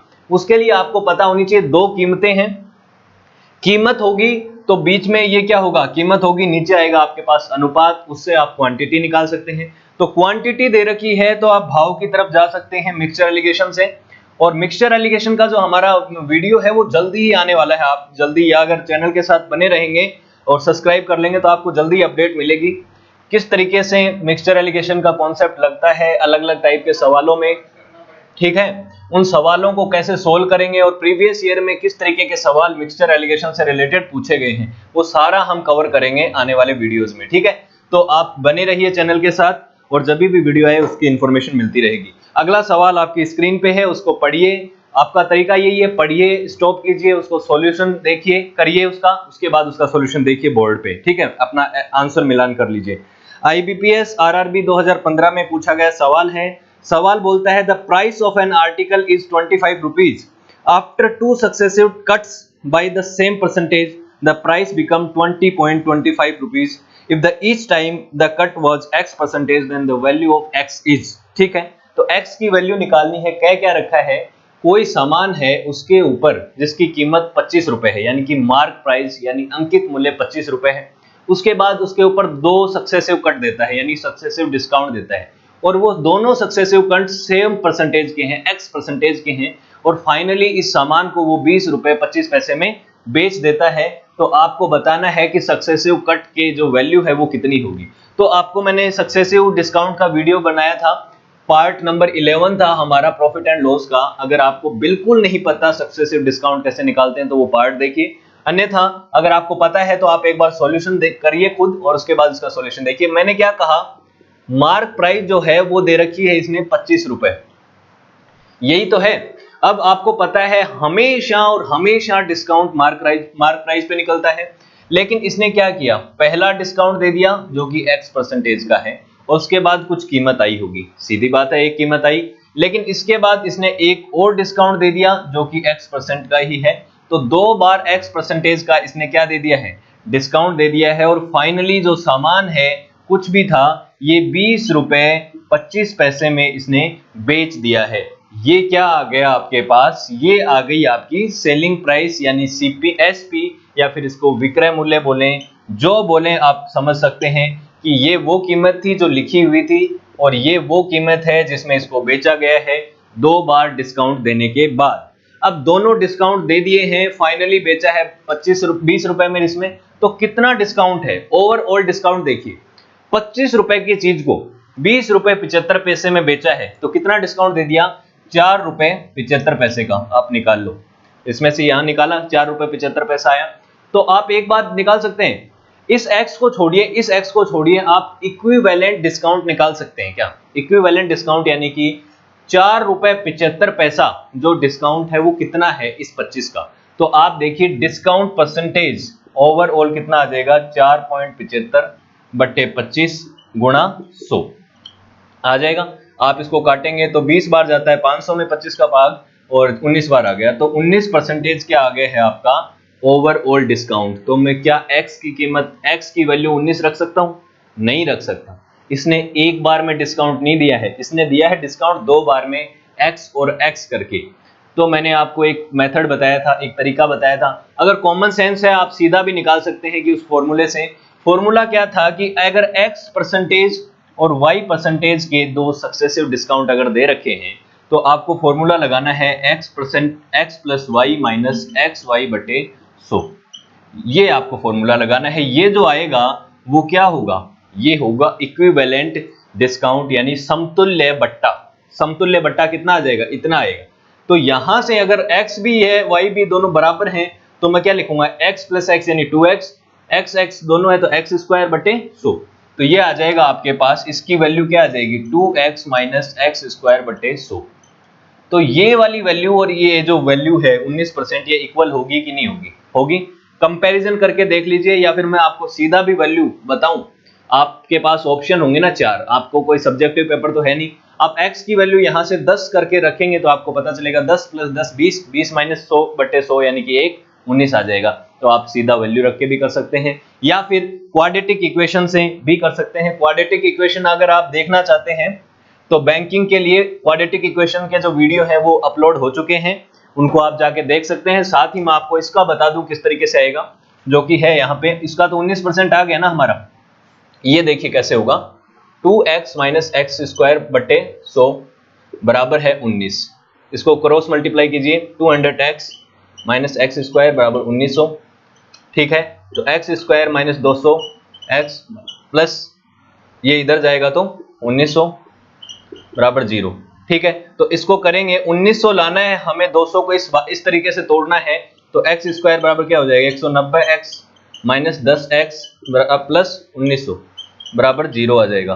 ठीक है, तो यहां से आप देखेंगे x की वैल्यू एक तो आएगी 190 और एक आएगी x की वैल्यू यहाँ पे 10। तो आपको एक बात पता है कि x की वैल्यू 190 हो सकती है क्या? कोई भी सामान जिसके ऊपर डिस्काउंट देना है तो 100% डिस्काउंट दे सकता है क्या? वो 100% से ज्यादा डिस्काउंट वो नहीं दे सकता, आपको पता है। उसको खुद को जेब से पैसा थोड़ी देगा सामान के साथ। तो 10% यहाँ आ जाएगा, 10 और 10 यहाँ रखोगे, आपके पास क्या आएगा? ओवरऑल 19% का समतुल्य बट्टा आएगा, यानी कि कौन सा डिस्काउंट आएगा? इक्विवेलेंट डिस्काउंट आएगा। तो मैं आपको टाइम नहीं दे रहा हूं लिखने के लिए, आपको पॉज करके वीडियो को वो करना है, अपना सॉल्यूशन को अपनी कॉपी में नोट डाउन करना है, क्योंकि आपका वीडियो जितना मैं टाइम लूंगा उतना लंबा हो जाएगा। अगला सवाल आपकी स्क्रीन पे है, पढ़िए, उसको सॉल्व कीजिए। नहीं हो तो मैं आपको उसका सॉल्यूशन बताऊंगा, अगर हो भी जाए तो उसका आंसर मैच कर लेना आप। ठीक है, एंड में क्वेश्चन पूछा गया है आईबीपीएस पीओ 2015 में। अच्छा सवाल है, कह रखा है एक dealer mark the price of an item 40% about the cost price. क्या करता है? अपने सामान पे कॉस्ट प्राइस से 40% ज्यादा पैसे लिख के मार्क कर देता है। Once he gives successive discount of 20% and 25%, then as a result he incurred a loss of 448 rupees. Then what did he sell the item to mention customer? क्या कह रखा है कि ये जो दुकानदार है इसने अपने सामान पे 40% ज्यादा पैसा लगा के अंकित कर दिया है सामान पे। उसके बाद इसने क्या किया, जब सामान को बेचा तो दो डिस्काउंट दिए, सक्सेसिव डिस्काउंट दिए। पहले 20% का डिस्काउंट दिया, फिर 25% का डिस्काउंट दिया। तो इसके बाद जब इसने बेचा उस सामान को तो उसको 448 रुपए का लॉस होता है। तो आप बताइए इसने कितने रुपए में बेचा है? आईबीपीएस पीओ 2015 में सवाल पूछा गया है। तो अच्छा सवाल है। देखिए करना क्या है, मैंने क्या बोला, ऐसा जो सवाल होता है जिसमें आपको मार्क प्राइस वगैरह नहीं दे रखी है, आप एक बार कह रही है मार्क प्राइस को क्या मान लेते हैं। चलो और मैं और सिंपल तरीके से बता देता हूं। आपके पास 3 प्राइस होती हैं, सीपी, एसपी और एमपी, यानी कि कॉस्ट प्राइस यानी कि क्रय मूल्य, एसपी यानी कि विक्रय मूल्य और एमपी यानी कि अंकित मूल्य। ठीक है, अब 100 रुपए का सामान था मान लो, और इस आदमी ने क्या किया, उस पे क्या किया, 40% बढ़ा के लिख दिया ना। 40% बढ़ा के लिख दिया तो कितना आया? 140 रुपए। ठीक है, आई होप आपने सवाल करा होगा, आपका आंसर भी आया होगा। तो मैच करो, ₹100 के सामान पे 40% बढ़ा दिया, इजाफा कर दिया, 140 रुपए हो गया। अब इसने कहा कि कुछ तो डिस्काउंट देगा कि यहाँ पे एसपी आ जाए। बेचा कितने में है वही तो पूछा है, बेचा कितने में है वही पूछा है, तो यहाँ जो वैल्यू आएगी उसको हमें निकालना है। वो निकालने के लिए इसने दो चीजें दे रखी हैं, वो क्या है, सक्सेसिव डिस्काउंट दे रखे हैं 20% और 25% के। तो पहले 20% दिया तो 140 का 20% कितना होगा, 14 दूनी 28, यानी कि 28 रुपए हो गया। और ये अगर घटाओगे 140 में से तो आपका आ जाएगा 112 रुपए। ठीक है, तो क्या इसने 112 में बेचा? नहीं, इसने एक और डिस्काउंट दिया और वो था 25% का। तो 112 का 25% निकालो, यानी 1/4 से इसको गुणा करो तो आपको आएगा वापस 2 और 8, दोबारा 28 ही आएगा, दोबारा 28 आ गया। तो 112 में से 28 आप कम करोगे तो कितना आ जाएगा आपका, 4 8 84 रुपए। तो ये 84 रुपए क्या है, ये है एसपी, ये है सेलिंग प्राइस। तो इस 84 को मैं यहां भी लिख सकता हूं। 84 कितना हो गया, बेचा जो सामान है वो कितना हो गया, 84 रुपए का। अब यहां से हमें कंपैरिजन करने के लिए कोई वैल्यू आएगी, वो वैल्यू बताइए कितनी है। अब ये देखो, 100 रुपए के सामान को 84 में बेच दिया तो लॉस कितना हुआ, यहां पे लॉस आपको दिख रहा है, यूनिट में दिख रहा है 16 यूनिट। 16 यूनिट की वैल्यू इसने कहा है कि 16 यूनिट की वैल्यू जो है वो है 448, क्योंकि इसको ओवरऑल लॉस हुआ है 448 का। तो एक यूनिट की वैल्यू कितनी आ जाएगी, यहां से आप भाग दो तो जाएगा आपका 16 दूनी 32, 12 बचे 16 8 128, तो 28 आ गया। तो एक यूनिट की वैल्यू आ गई आपके पास 28।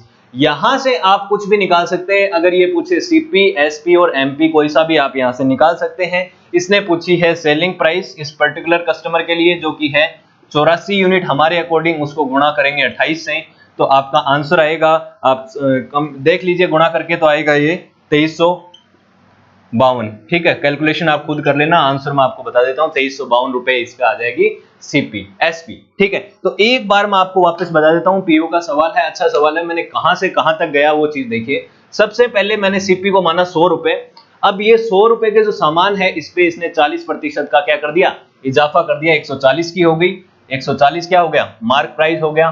दो सक्सेसिव डिस्काउंट दिए, 20% का 25% का, हमने दोनों को निकाल के फाइनली निकाल लिया एसपी को।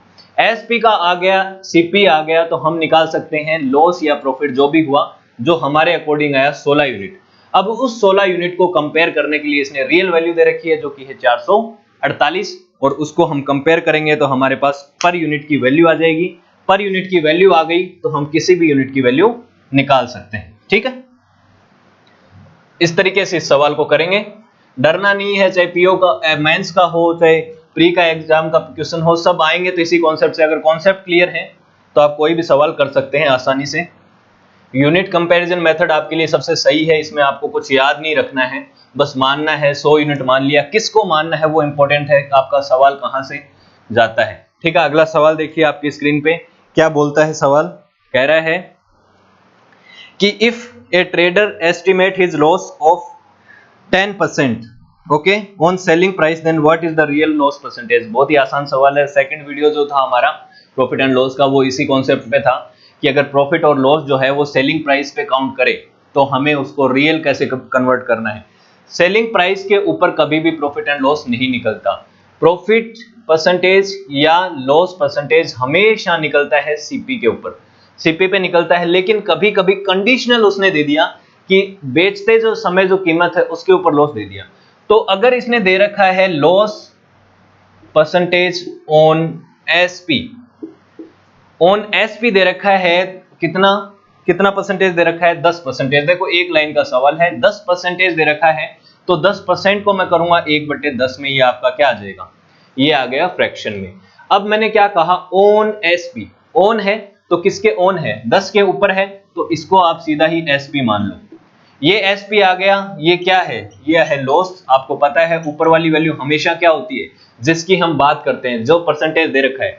तो लॉस हो गया 1 रुपए का, 10 रुपए के एसपी पे, तो सीपी कितना हो जाएगा, सीपी लॉस के केस में कितना होता है, एसपी प्लस लॉस यानी 11 यूनिट। तो रियल जो एक्चुअल लॉस परसेंटेज है वो कितना हो जाएगा, लॉस बट्टे सीपी गुणा 100 यानी कि 1/11। तो कितना हुआ, 1/11 आ गया है हमारा जो रियल लॉस है। तो 1/11 को जब हम परसेंटेज में बदलेंगे तो आपको यहाँ से, या तो आप इसको 100 से गुणा कर लो तो आपका आ जाएगा 100/11%। और इसको लिखा हुआ मिल सकता है आपको 11 सही 1/9% भी आपको देखने को मिल सकता है। यही आपका आंसर हो जाएगा।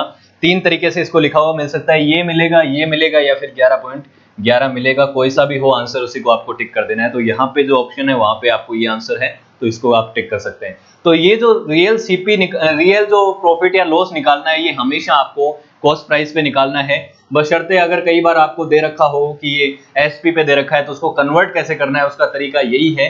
पहले तो आप प्रतिशत जो दे रखा है प्रॉफिट या लॉस, उसको फ्रैक्शन में बदलिए। और ओन एसपी दे रखा है, जब मैंने कहा ओन एसपी, तो ओन है तो नीचे वाले को एसपी मान लिया, ऊपर जो प्रॉफिट या लॉस है उसको हम यूनिट में कर लेंगे। उसके बाद हमारे पास सीपी आ जाएगा यूनिट में ही। तो अगर प्रतिशत में निकालना है तो आपके पास कोई दिक्कत इसमें आने वाली नहीं है, क्योंकि जब कंपैरिजन के लिए कोई यूनिट नहीं दे रखी है तो आप कंपैरिजन ही निकाल सकते हैं। और प्रतिशत भी क्या है, कंपैरिजन ही है। ठीक है, तो अनुपात निकालना या कंपैरिजन परसेंटेज निकालना, ये एक तरीके का कंपैरिजन है। अगला सवाल है जो आपकी स्क्रीन पे है, उसको आप पढ़ें, पहले खुद सोल्व करने की कोशिश करें। अगर नहीं हो तो आप उसका सॉल्यूशन देखें, और हो जाए तो उसका आंसर एक बार मिलान कर लेना। सवाल है हमारा, आगे वाला जो सवाल है पूछा गया है IBPS PO 2016 में पूछा है कि एक shopkeeper purchase some goods for 900 rupees and sold 1/3 of them at the loss of 12%, and then what gain percentage should the remainder goods he sold to gain 18% profit on the whole transaction। क्या कह रखा है कि एक shopkeeper है, वो अपना पूरा जो सामान है वो खरीदता है 900 रुपए में। सारा सामान कितने में खरीदता है, 900 रुपए में खरीदता है। उसमें से 1/3 जो सामान है उसको वो बेच देता है 12% के लॉस पे। तो बाकी को कितने प्रतिशत के फायदे पे बेचे कि ये जो पूरा ट्रांजैक्शन हुआ है उसमें उसको ओवरऑल 18% का फायदा हो। तो देखिए, बहुत ही आसानी से इस सवाल को हम करेंगे। समझिए, अगर आपको आता है आप अपने कन्वेंशनल मेथड से करें और आप देखें कितना टाइम लगता है, और हम करेंगे किस तरीके से करते हैं। मान लीजिए जब इसने बोला है कि 1/3 सामान उसने बेचा है 12% के लॉस पे, बाकी कितना बचा, 2/3 बचा। तो इस तरीके के जो सवाल हैं उनमें मैंने क्या कहा था, जो टोटल गुड्स है, क्वांटिटी जो है उसको हम मानेंगे कि जो नीचे जितना भी है उसका एलसीएम निकालो। ये तो 1/3 और दिया 2/3 है, 1/4 आ जाता, 1/3 आ जाता तो एलसीएम निकालते। तो हमने माना कि वो सामान, मान लो 3 कुर्सियां थी, 3 कुर्सियां थी, एक मान लो गुड्स के लिए मैंने देखा तो 3 कुर्सियां थी, उनको उसने खरीदा है, उन्हीं को उन्होंने बेचा है। 3 कुर्सियों को उसने खरीदा कितने में है, तो सीपी तो है इसका 900 रुपए। ठीक है, इसने कहा है कि जो सामान है वो पूरा इसने 900 में खरीदा है, तो एक कुर्सी की कीमत कितनी होगी, तीनों की मिला के 900 है, तो एक की हो गई आपके पास 300। और इसमें से 1/3, मैंने बोला 1/3 यानी कि कितनी हो गई, 3 का 1/3 कितना हो जाएगा, एक, ये एक कुर्सी हो गई, बाकी कितनी बची, 2 कुर्सी बची। ठीक है, इस तरीके से आप समझिए। तो 900 का सामान था जो कि 3 है, उनमें से 1/3 सामान जो कि इसकी सीपी कितनी हो जाएगी, इसकी अगर मैं सीपी देखूं तो ये हो जाएगी 300 रुपए, कोई दिक्कत नहीं है। अब यहां पे देखो 2 की सीपी कितनी हो जाएगी, 600 रुपए, कोई दिक्कत नहीं है। यहां तक मैंने क्या किया, सामान को मैंने क्या कर लिया है, सबसे 3 यूनिट ही मान लिया है। उसमें से एक सामान की कीमत हो गई 300, 2 की 600। अब इसने क्या किया है, पहले केस में इसने बोला है कि इसको हुआ लॉस, और लॉस हुआ इसको कितने परसेंट का, 12% का। तो 12% का लॉस हुआ तो कितने में सामान को बेचा होगा, 300 का 12% निकालो, 12 3 36, तो 36 कम कर लो, 264 हो जाएंगे 300 में से, तो ये क्या हो जाएगा, 264। तो ये जो कुर्सी है, इसने ये जो सामान है 1/3 सामान, ये कितने में बेचा होगा, 264 में बेचा होगा। अब इसने सवाल में क्या कहा है कि ये दो सामान जो बचा है, 2/3 सामान, ये कितने में बेचे कि इसको ओवरऑल इस पूरे ट्रांजैक्शन में 18% का फायदा हो जाए। तो हमें यहां जो वैल्यू आएगी उसी को निकालना है, यहां जो एसपी आएगा उसको निकालना है। ये कितना है ये बोला है इसने, ये पूछा है। ठीक है, तो ये निकालने के लिए हमें सबसे पहले पता होना चाहिए कि अगर ये सीपी दे रखी है तो आने वाली एसपी कितनी है, ताकि इस एसपी में से वो एसपी निकाल दो तो हमारे पास क्या आ जाएगा, दूसरा एसपी आ जाएगा। कैसे, एक बात सोचिए, 18% का फायदा हो रहा है टोटल ट्रांजैक्शन पे, यानी 900 रुपए पे 18% का प्रॉफिट हो रहा है, ये हो गया प्रॉफिट। तो 18% में इसमें जोड़ूं तो 18 निम्मा कितना हो गया 162। तो 900 में 162 जोड़ूंगा कितना आ जाएगा 1062 रुपए। ये तो हो गया एसपी टोटल। ये कौन सा है टोटल एसपी है, ये टोटल सीपी है। देखो एसपी सीपी आपको बहुत जगह दिख रहे हैं, इसका आप सारा मैं आपको बताऊंगा। एक चीज देखिए, ये सीपी क्या है, ये पूरा जो ट्रांजेक्शन है उसमें 900 रुपए लगे थे, इसको बेचने में कितना लगा 1062। इसने उनमें से एक तिहाई को 264 में बेच दिया, तो बाकी कितना बचा 1062 में से 264 में अगर घटा दूं तो कितना आएगा, यहीं पे मैं घटा देता हूं 264, आपके पास आ जाएगा 12 में से 4 गए 8 और ये आ गए यहाँ पे 7 और कितना आ गया यहाँ पे बचा कितना 15 में से 6 गए 9 बचे सॉरी, और यहाँ पे बचा 798। यानी कि ये जो सामान है इसको इसने बेचा होगा 798 में। तो यहाँ पे आप देखिए इसने पूछा क्या है ओवरऑल कि इसको कितने प्रॉफिट पे बेचा। अब एक चीज देखिए, यहाँ पे प्रॉफिट दिख रहा है आपको, प्रॉफिट तो दिख ही रहा है कि 600 की चीज को 798 में बेचा, लेकिन कितना परसेंटेज वो निकालने के लिए मैं आपको बताता हूं। प्रॉफिट परसेंटेज के लिए क्या करेंगे, 600 और इसके बीच में गैप कितना है, कितने का प्रॉफिट है रुपए में देखूं तो 198 रुपए का। 198 का प्रॉफिट कितने के ऊपर 600 के ऊपर गुणा 100, तो आप इसको काटेंगे तो आपका आएगा 33%। यही आपका आंसर हो जाएगा। अब इस सवाल को वापस से समझिए, मैं आपको बता दिया है, एक बार कैलकुलेशन सारी समझ में दिख रही है बोर्ड पे, मैंने किस अप्रोच से किया वो सारी चीज एक बार फिर से देख लीजिए। कहा है कि कोई सामान था, उसको इसने 900 रुपए में खरीदा पूरा सामान, तो ये मैंने 3 यूनिट सामान क्यों माना, क्योंकि इसने 1/3 और 2/3 सामान पे किया है इसने पूरा ट्रांजेक्शन। 1/3 को इसने लॉस पे बेचा, बाकी को इसने प्रॉफिट पे बेचा। ठीक, अब इसने 3 सामान खरीदे 900 रुपए में, एक सामान की कीमत हो गई 300, दो की हो गई 600, ये हो गई सीपी। अब देखिए ये सीपी हो गई CP1 CP2, कोई दिक्कत नहीं है। अब इसने कहा कि पहला जो सामान था 1/3 इसको 12% के लॉस पे बेचा, यानी कि कितने में बेचा 264 में बेचा।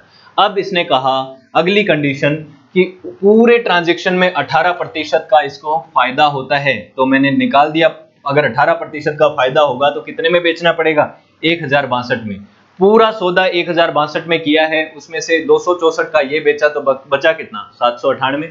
798 हमने देख लिया तो हमें पता चल गया कि प्रॉफिट कितना हुआ 198 का, कितने पे 600 पे। तो हम प्रतिशत में निकालेंगे, कितना प्रतिशत आ जाएगा 33% का आपके पास आंसर आ जाएगा। तो इस तरीके से करेंगे तो आपका हो जाएगा। अगर x मान के करेंगे, अगर यहाँ पे आपने मान लिया होता कि 100 यूनिट सामान था तो 100 का आप 1/3 निकालते, उसमें आपके 5 मिनट लग जाते और आपका पेपर पूरा टाइम वेस्ट हो जाता है एक तरीके से। ठीक है, तो इस तरीके से नहीं करना है आपको। यूनिट मानने से पहले ध्यान रखना है कि आपकी जो नंबर है आने वाला वो पॉइंट्स में ना आए, उससे आपकी कैलकुलेशन थोड़ी फास्ट हो जाएगी। अगला सवाल आपकी स्क्रीन पे है, एक बार देखो, उसको पढ़ो, उसके बाद उसका सॉल्यूशन करके देखो, मिलान करो आंसर में जो मैं आपको सॉल्यूशन बताऊं उसमें। ठीक है, और अप्रोच भी देखना कि आपकी खुद की अप्रोच में कितना समय लग रहा है और मैं बता रहा हूं उसमें कितना लग रहा है। अगला IBPS PO मेंस 2016 में आया हुआ सवाल है, कह रहा है कि Deepak found that he had made a loss of 10% while selling his smartphone. Okay, तो दीपक क्या करता है, अपना स्मार्टफोन बेचता है तो 10% का उसको क्या हो रहा है, लॉस हो रहा है। और उसको देखने को मिलता है कि अगर उसी स्मार्टफोन को वह 50 रुपए ज्यादा में बेचता तो उसको 5% का प्रॉफिट होता। तो आप बताइए कि ये जो लॉस हुआ है पिछले केस में, ये उस प्रॉफिट का कितना प्रतिशत है जो कि दूसरे केस में हुआ है। तो इसमें आपको एक्स्ट्रा डेटा दे रखा है बिना फालतू का, लेकिन आपको लग रहा है कि लंबा सवाल है, होगा तो आपका ये 10 सेकंड में। क्या कह रखा है, मान लो स्मार्टफोन की कीमत CP कितनी है 100 रुपए है। इसने पहले केस में क्या किया, लॉस हुआ इसको, और वो कितने परसेंट का हुआ, वो हुआ 10% का। ठीक है, 10% का ही लॉस हुआ है। ठीक है, अब हो गया 90 रुपए में, 90 रुपए में इसने बेचा होगा, तब जाके इसको 10% का क्या हुआ है, लॉस हुआ है। और दूसरे केस में इसने बोला है कि इसको 5% का क्या हुआ है, प्रॉफिट हुआ है। प्रॉफिट 5% का हुआ है तो 105 में बेचा होगा। अब इसने कह दिया है कि अब इसने 50 रुपए ज्यादा में बेचा है, तो मैं यहां पे देखूं तो आपको 15 रुपए एक्स्ट्रा दिख रहे हैं। 15 की वैल्यू हो जाएगी आपके पास 50। लेकिन देखिए कि ये कहीं वैल्यू काम भी आ रही है क्या। इसने ये बोला है कि ये जो लॉस है, ये जो लॉस है इस प्रॉफिट का कितना प्रतिशत है, ये जो लॉस है इस प्रॉफिट का कितना प्रतिशत है इसका, यानी ये प्रॉफिट जो है ये तो नीचे आएगा, वो लॉस क्या आएगा, ऊपर आएगा, और उसके बाद इसको 100 से गुणा करना है। तो ये 10 है और ये 5 है, दोनों हैं तो 100 के ही, तो आपको सीधा दिख रहा है 10 जो होता है वो 5 का कितना प्रतिशत होता है, 200% होता है। सीधा सा सवाल है, कुछ नहीं करना है। आपको मेंस में आया हुआ सवाल है तो आप इसमें ये ना सोचें कि बहुत हार्ड ही होगा, आसान सवाल भी पूछे जाते हैं, सीधा सीधा है, नीचे वाली चीजों का कोई इस्तेमाल नहीं होता है। अगर ये पूछ लेता आगे भी चीजें, कई बार क्या है कि आगे की कुछ डिटेल पूछ लेता, मान लो पैसे में पूछ लेता, तो हम क्या करते, इस 15 यूनिट को किससे कंपेयर करते, कंपेयर करते कि इसने दे रखा है कि ये जो गैप है ये 50 रुपए का है। कैसे है 50 रुपए का, इसने कहा कि 50 रुपए ज्यादा में बेचता, तो 15 यूनिट की वैल्यू हो गई आपके पास 50, तो ये यूनिट में है और ये रुपए में है, तो 1 यूनिट की वैल्यू आप निकाल सकते हैं, यहां से आ जाएगी 50 में 15 का भाग देंगे तो आ जाएगा आपका 10/3, 10/3 5 से काटोगे तो उसके बाद आप कोई सी भी यूनिट की वैल्यू निकाल सकते हैं। सीपी का पूछे सीपी का निकाल लो, यहाँ लॉस कितना हुआ वो लॉस भी निकाल सकते हो, एसपी की वैल्यू पूछे तो एसपी की। लेकिन इस तरीके से सवाल में इसने पूछा ही नहीं है, आपसे जो पूछा है वो ये पूछा है कि जो पहले लॉस हुआ वो नए प्रॉफिट का कितना प्रतिशत है। ठीक है, तो आपको ज्यादा डेटा पूरा इस्तेमाल करने की जरूरत नहीं है, सीधा दिख रहा है कि पहले 10% था प्रॉफिट लॉस और अब प्रॉफिट जो है वो 5% है, तो अपने आप ही वो पहले वाले का 200% हो गया। ठीक है, अगला सवाल है SBI PO प्री में आया हुआ है 2017 में, और देखिए आपकी स्क्रीन पे है। सवाल में क्या पूछा है, सबसे पहले कह रखा है कि एक आर्टिकल है जिसकी मार्क प्राइस सीपी से 40% बढ़ा के लिख दी है, लेकिन जब वो बेचता है तो X% का डिस्काउंट देता है, उसके बाद जो शॉपकीपर है उसको 12% का गेन होता है यानी प्रॉफिट होता है। तो आपको बताना है कि एक नया केस दे दिया है कि 120 रुपए सीपी हो, कॉस्ट प्राइस हो, और X% का प्रॉफिट हो, तो कितना एसपी होगा यानी विक्रय मूल्य कितना होगा। तो दो केस हैं, आपको X की वैल्यू निकाल के नए केस के अंदर X की वैल्यू को पुट करना है, बस इतनी मैं आपको हिंट देता हूं, उसके बाद आप इसको करिए। सवाल दो है एक तरीके से। ठीक है, पहले आपको X की वैल्यू निकालनी है, उसके बाद उस X की वैल्यू को नए केस के अंदर आपको क्या करना है, पुट करना है। क्या कह रखा है, पहले 3 वैल्यू है आपको पता है, सीपी, एसपी और एमपी, 3 प्राइस होती हैं किसी भी सामान की। उसके बाद इसने क्या किया, 100 रुपए का सामान था मान लीजिए, उस पर इसने 40% बढ़ा दिया और उस पर मार्क कर दिया, कितना आ जाएगा, 140 रुपए आ जाएगा। यहां तक कोई दिक्कत नहीं है। अब इसने कहा कि इसने X% का डिस्काउंट दिया, अब X% का डिस्काउंट देने के बाद नया जो प्राइस आएगा वो क्या आएगा, यहाँ पे मैं X% डिस्काउंट दे दूं तो जो भी कीमत आएगी वो क्या आएगी, सेलिंग प्राइस आएगी यानी विक्रय मूल्य आएगा, अंकित मूल्य से में से घटाने पे। तो X% की वैल्यू हम कैसे निकालेंगे, उसके लिए हमें दूसरी कंडीशन दे रखी है। इसने कहा कि इस ट्रांजैक्शन में इसको 12% का क्या हुआ, प्रॉफिट हुआ।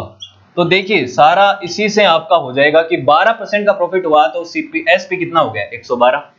100 रुपए की चीज 112 में बेची जिसकी मार्क प्राइस थी 140 रुपए, तो डिस्काउंट की परसेंटेज वैल्यू निकाल सकते हैं कि नहीं निकाल सकते, कैसे निकालोगे, डिस्काउंट कितना हुआ, डिस्काउंट की वैल्यू में अगर देखूं पैसे में तो आप देख सकते हैं यहाँ पे 140 का 112 में, तो यानी कि कितना डिस्काउंट हो गया, 28 का डिस्काउंट हो गया। 28 का डिस्काउंट कितने पे, वही तो आपका X% है। X% क्या है, डिस्काउंट परसेंटेज है, जो कि कितना हो जाएगा 28 रुपए कितने पे, 140 पे, गुणा में 100, तो कितना आ जाएगा, आप काटोगे इसको 20%। ठीक है, तो यहां से X की वैल्यू कितनी आ गई, X की वैल्यू आ गई है आपके पास 20। X की वैल्यू 20 आ गई है तो अब आप नई कंडीशन में अप्लाई कर सकते हो, ये जो चीज है इसका अब आगे कोई इस्तेमाल नहीं होने वाला है। अब क्या बोला है इसने कि एक कंडीशन ऐसी है जिसमें सीपी की वैल्यू 120 है, यानी कि यहाँ पे सीपी जो है वो है 120, और इसने पूछा है कि अगर X% का प्रॉफिट कमाना है तो कितने में बेचना चाहिए इस 120 की चीज को। तो 120 है, इसके ऊपर X% का प्रॉफिट कमाना है, तो यहाँ पे आएगा कितना, SP। ठीक है, इसको SP1 मान लो, CP1 मान लो, ऊपर वाले से कंफ्यूज ना हो। तो X% की वैल्यू कितनी है 20, तो 20 यानी X की वैल्यू है 20, तो 120 का 20% कितना हो गया, 120 का परसेंट 12 दूनी 24, तो आप 120 में जोड़ेंगे कितना आ जाएगा, 144। तो यही आपका आंसर हो जाएगा, सीधा आपका आंसर देखने को मिलता है। आप पहले वाली सीपी में अब जाके कोई छेड़छाड़ नहीं करेंगे। ऐसा नहीं है कि इसको कंपैरिजन कर रहे हैं 100 यूनिट को 120 से कंपेयर कर रहे हैं, ऐसा नहीं है। अब जो टर्म दे रखी है वो नई कंडीशन के लिए दे रखी है कि नई कंडीशन किस तरीके से आपको उसके अंदर x की वैल्यू पुट करनी है, ठीक है। तो ये चीज है, ठीक है। 22 क्वेश्चन हो गए हमारे एसबीआई पीओ में आया हुआ सवाल था ये, ठीक है।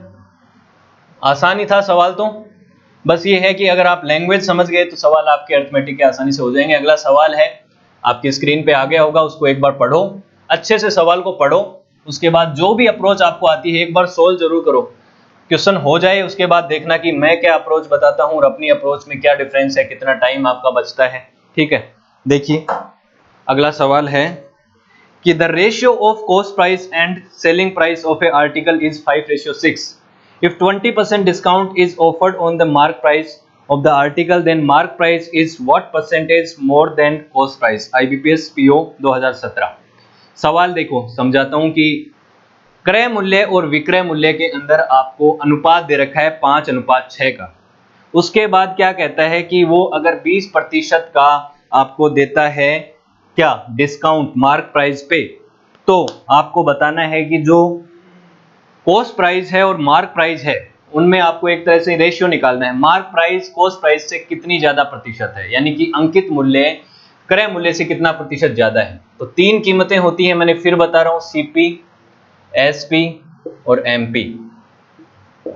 सीपी यानी क्रय मूल्य, एसपी विक्रय मूल्य, एमपी अंकित मूल्य। तो मान लो 100 रुपए का सामान था, क्या मानने की जरूरत है, अब अनुपात में दे दिया तो 100 में क्यों मानूं, 100 मानूंगा तो पॉइंट्स में आएगा। क्या कह रखा है इसने, समानुपात का अगर आपको कॉन्सेप्ट पता है तो आपको नहीं भी पता तो यहां समझ में आ जाएगा। सीपी और एसपी के अंदर अनुपात दे रखा है 5:6, ठीक है। अब इसने कहा है कि एम जो डिस्काउंट जो है वो है 20% का, 20% का डिस्काउंट है। तो डिस्काउंट परसेंटेज को मैं अगर बदलूं फ्रैक्शन में तो कितना आ जाएगा 1/5। और ये 1/5 क्या बताता है, नीचे वाली जो चीज है वो क्या बताती है, जिसके ऊपर डिस्काउंट निकलता है नीचे क्या आएगा, ये तो हो गया एमपी। मार्क प्राइस कितना हो गया आपके पास 5 यूनिट। अगर मैं बोलूं यहां से हमें निकालना है एसपी, तो मार्क प्राइस में से हमेशा डिस्काउंट निकलता है तो एसपी आ जाएगा। तो एसपी कितना आ जाएगा, 5 में से 1 यूनिट निकाला यानी 4 आ गया। तो अब यहां पे मैं एसपी और एमपी के अंदर अनुपात निकालूं तो 4:5 आएगा कि नहीं आएगा, आएगा ना। देखो सीपी और एसपी का अनुपात है 5:6, एसपी और एमपी का अनुपात है 4:5। तो आप एक चीज देखिए, ये जो आर्टिकल है ये तो एक ही है ना, उसकी सेलिंग प्राइस सेम होनी चाहिए। यहां 6 यूनिट है, यहां 4 यूनिट है, तो हमें इसको क्या करना है, इक्वल करना है। इक्वल करने के लिए या तो आप इसको 4 से गुणा कर लो, इसको 6 से गुणा कर लो। दूसरा तरीका है इन दोनों का एलसीएम आपको पता है तो कुछ भी नंबर से गुणा करके वो बनाना है। अगर इन दोनों का एलसीएम 12 है, 4 और 6 का 12 होता है, तो इसको 12 बनाने के लिए क्या करूं, 2 से गुणा करूं। इसको 12 बनाने के लिए क्या करूं, 3 से गुणा करूं। अब इक्वेशन के दोनों तरफ हमें सेम नंबर से ही गुणा करना पड़ता है, एक तरफ से गुणा आप नहीं कर सकते। यहां 3 से किया तो यहां भी 3 से करो, यहां 2 से किया तो यहां भी 2 करो, ठीक है।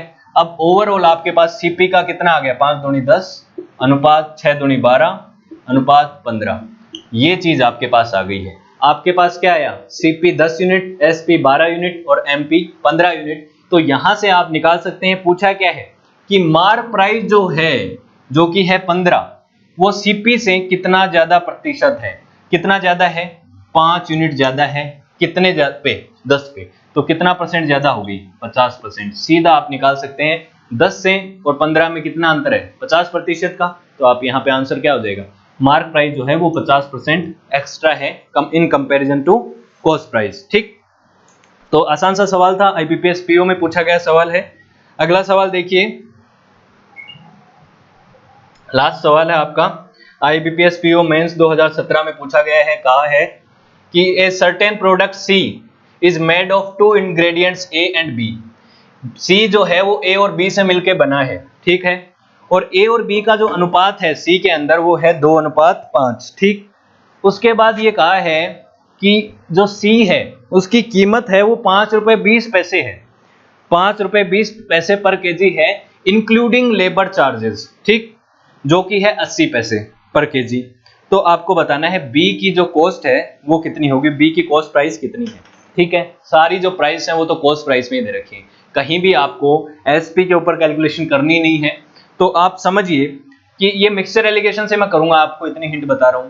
तो आपको कौन सी प्राइस रखनी है मिड में, ए और बी की प्राइस है वो कितनी है, वो भी आपको एक केस दे रखा है, कह रखा है कि the price of a is three time than that of b. क्या कह रखा है, बी ए की जो प्राइस है वो 3 गुना है बी के कंपैरिजन में। तो सबसे पहले तो आप यहां पे एक चीज समझिए, सवाल आपने पूरा पढ़ लिया कि ए बी दोनों मिलेंगे 2:5 में मिलेंगे और उसके बाद बनाएंगे एक नया प्रोडक्ट जो होगा सी। ठीक है, अब यहां पे दे रखा है ए और बी की कीमत जो कि है कंपैरेटिव, ए की कीमत जो है वो बी से 3 गुना है, साथ ही साथ सी की कीमत दे रखी है, वो दे रखी है 5 रुपए 20 पैसा पर केजी इंक्लूडिंग लेबर चार्ज। अब आप एक चीज देखिए, जब ए था और बी था, जब इसने सी को सामान दिया होगा या सी सामान बनाया होगा तो उसे कोई मतलब नहीं था कि सी के लेबर चार्ज लगती है या नहीं लगती है, उनके लिए जो कीमत है वो विदाउट लेबर कॉस्ट ही काउंट होगी। तो मैंने क्या बोला, सीपी ऑफ सी ये क्या होगी, सीपी ऑफ सी क्या होगी, 5 रुपए 20 पैसा तो है ही, इसमें से मैं 80 पैसा कम करूंगा, वो होगी विदाउट लेबर चार्जेस। कितना हो जाएगा, 4 रुपए 40 पैसे, 4.4 ही मैं इसको कर दूं, कोई दिक्कत नहीं है, आगे जीरो है। तो 4 रुपए 40 पैसे क्या हो गई है आपकी, सी की लेबर कॉस्ट हो गई, सी की सीपी हो गई है। तो यहाँ पे जो पैसा आएगा वो 4 रुपए 40 पैसा आएगा, ना कि 5 रुपए 20 पैसे आएगा। ये चीज अगर आपको क्लियर हो गई तो आपका क्वेश्चन मोस्टली पूरा हो जाएगा। तो यहाँ पे देखिए, यहाँ तो मैं लिख दूं 4 रुपए 40 पैसा, यहाँ पे ए था, ठीक है, यहाँ पे बी है, वो भी ठीक है। अब मैंने क्या बोला कि ए की कीमत बी से 3 गुना है, तो अगर बी की कीमत x है तो ए की कितनी होगी, सी एक्स हो जाएगी।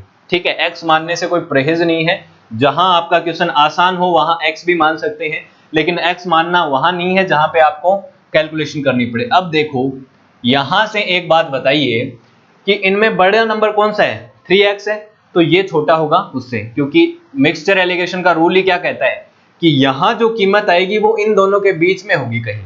तो आप देखिए यहां पे 4.4 बड़ा होगा तो 4.4 में से x निकालो, यहां पे 3x बड़ा होगा तो 3x में से 4.4x निकालो।